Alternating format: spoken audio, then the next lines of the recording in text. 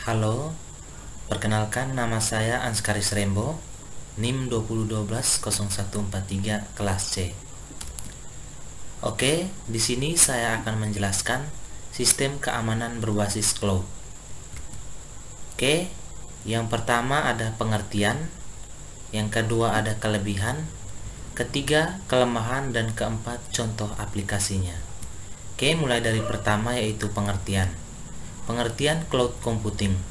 Cloud computing secara harfiah adalah teknologi yang mengelola pemrosesan sistem daya komputasi melalui jaringan internet yang menghubungkan satu komputer ke komputer lain. Jadi, gambaran sederhananya adalah bahwa cloud computing adalah sistem pengelolaan data pada perangkat komputasi yang menggunakan internet dan kemudian dapat dihubungkan ke komputer lain. Oke, sekarang yang kedua yaitu kelebihan. Yang pertama, kelebihan cloud computing menyimpan data yang aman, skalabilitas tinggi, akses yang fleksibel, lebih efisien. Sekarang kita masuk yang ketiga yaitu kelemahan. Kelemahan cloud computing yaitu harus memiliki koneksi internet, isu teknis, ancaman keamanan, downtime, bandwidth terbatas, kurangnya customer support. Oke, yang keempat ada contoh aplikasi. Nah, contoh aplikasi atau website cloud computing salah satunya adalah Google Suite. Oke, aplikasi cloud computing Google Suite ialah alat produktivitas yang dibuat oleh perusahaan Google. Layanan ini termasuk Spreadsheet, Hangouts, Google Dokumen, Google Plus, dan beragam alat digital lainnya. Oke, untuk penjelasan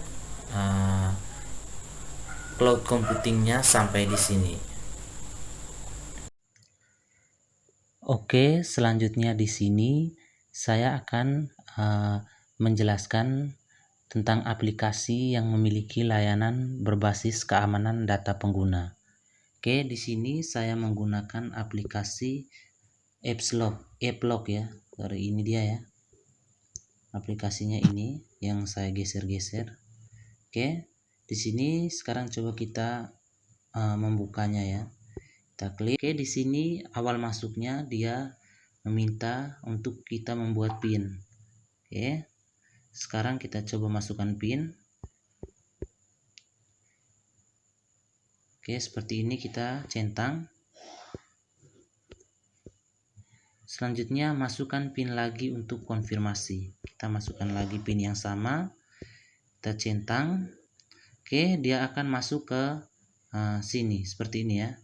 Ada pengaturan, kunci aplikasi. Jelaskan dari yang pertama yaitu pengaturan.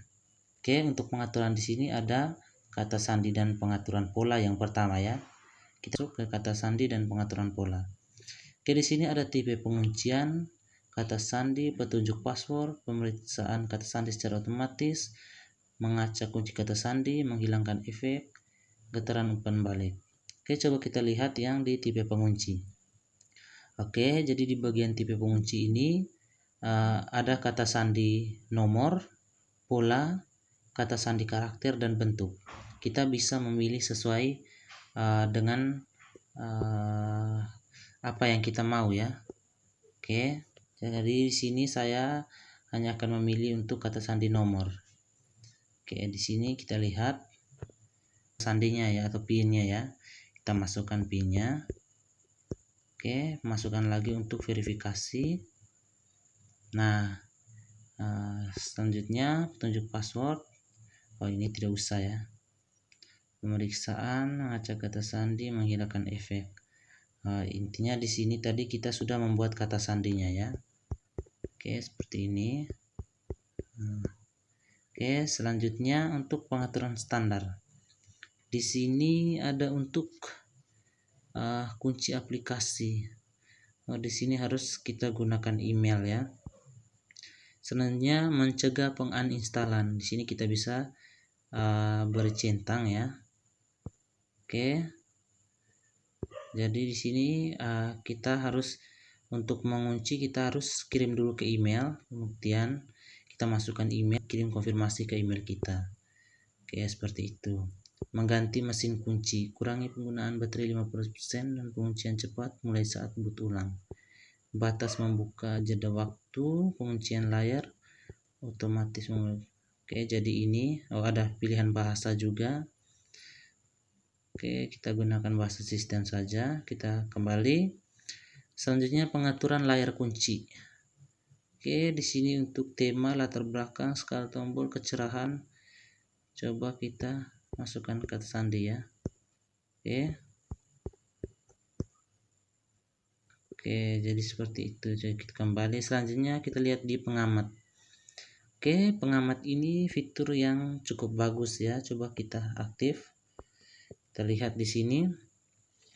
Oh ya, untuk pengamat ini misalnya orang mau membuka aplikasi kita, misalnya buka WA ya, orang yang kepo seperti itu. Nanti dia akan jika kata sandinya salah, maka dia akan mengambil gambarnya ya. Di sini bukan cuma mengambil gambar, ada juga merekam video. Oke, merekam video juga bisa, tapi suaranya dapat terdengar juga ya. Oke, selanjutnya di sini ada pesan peringatan. Ya, jadi jika jangan sentuh ponsel saya. Jika pengguna jangan sentuh ponsel saya. Jangan sentuh ponsel saya. Jika orang yang ingin membuka WA kita misalnya yang kita kunci ya, dia salah memasukkan kata sandi, nanti pesan akan dikirim seperti ini ya, jangan sentuh ponsel saya. Ada alarm peringatan ya, jadi seperti itu ya. Jadi ini waktu observasi, misalnya dia memasukkan berapa kali, jika 3 kali salah maka dia akan muncul. Di sini kita kasih 1 saja. Dia kalau 1 kali gagal, dia akan mengambil gambarnya ya. Oke, kita kembali. Selanjutnya multi password. Oke, untuk multi password ini juga cukup unik ya. Di sini multi password maksudnya di sini adalah kita buat kata sandi untuk masing-masing aplikasi ya. Jadi misalnya WA kita buat sandi lain, misalnya YouTube kita buat sandi lain, bisa ya dengan menggunakan ini. Oke, jadi seperti itu ya. Karena kita tidak menggunakan, kita hapus saja. Kita kembali. Selanjutnya di sini ada pengatur jarak jauh, ada profil, penguncian tambahan, smart lock, dan seluruh pengunci. Jadi seluruh pengunci ini untuk mengunci layar ya. Oke. Selanjutnya ke kunci aplikasi. Kita misalkan di sini kita mau mengunci apa ya? Oh, YouTube. Oke, kita tambahkan. Oke, jadi tadi kita kan sudah buat kata sandinya ya. Sekarang kita coba kembali, kita masuk ke YouTube. Apakah dia akan meminta sandi atau tidak? Oke, kita buka YouTube seperti ini. Nah, jadi seperti ini ya. Aplikasinya bekerja seperti ini. Kita masukkan kata sandi. Nah, dia akan masuk ya. Atau misalnya kita masuk ulang, kita kasih masuk salah sandi ya. Oke, jadi seperti itu, dia tidak bisa ya. Oke. Nah, selanjutnya kita coba matikan dulu pengunciannya tadi ya. Oke, kita masuk kembali ke sini, apps lock. Kita masuk. Sekarang kita hapus untuk YouTube-nya. Kita masuk ulang ke YouTube-nya. Karena sandinya kita sudah hapus, maka dia akan langsung masuk ya. Kita lihat. Nah, seperti ini. Dia tidak meminta kata sandi lagi ya. Oke, jadi seperti itu ya. Oke. Sekarang kita masuk lagi ke apps lock. Nah, selanjutnya untuk layar. Nah, layar ini maksudnya dia punya pencerahan ya. Misalnya kita tambahkan, kita masukkan YouTube lagi seperti ini. Nah, Oke, kita atur kecerahannya di sini. Untuk YouTube kita kasih kecerahan tinggi ya. Nah, seperti ini ya.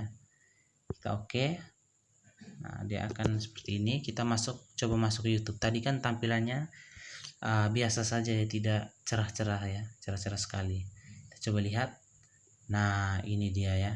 Karena kita sudah mengatur kecerahan di apps lock tadi, maka kecerahan di sini akan bertambah seperti ini ya. Oke, jadi seperti itu. Coba kita masuk kembali ke app lock tadi. Oke.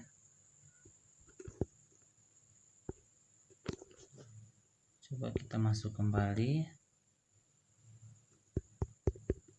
Sekarang coba kita turunkan cahayanya. Oke. Kita masuk kembali ke YouTube.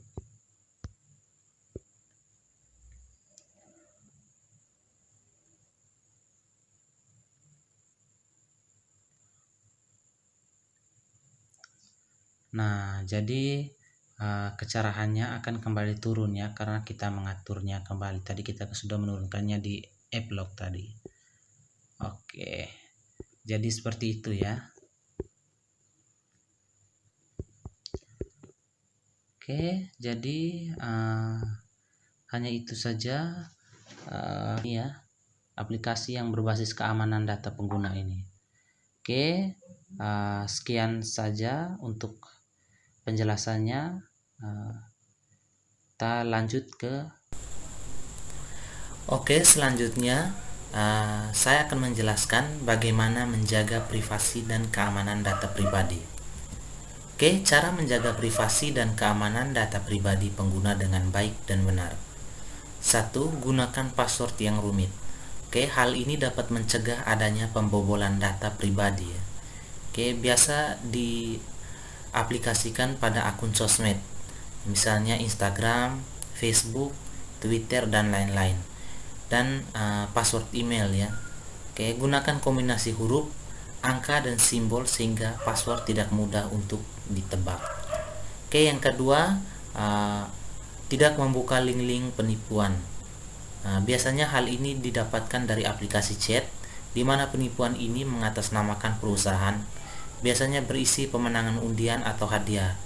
Pesan jenis ini dapat mencuri data pribadi. Contohnya dapat kita lihat di gambar.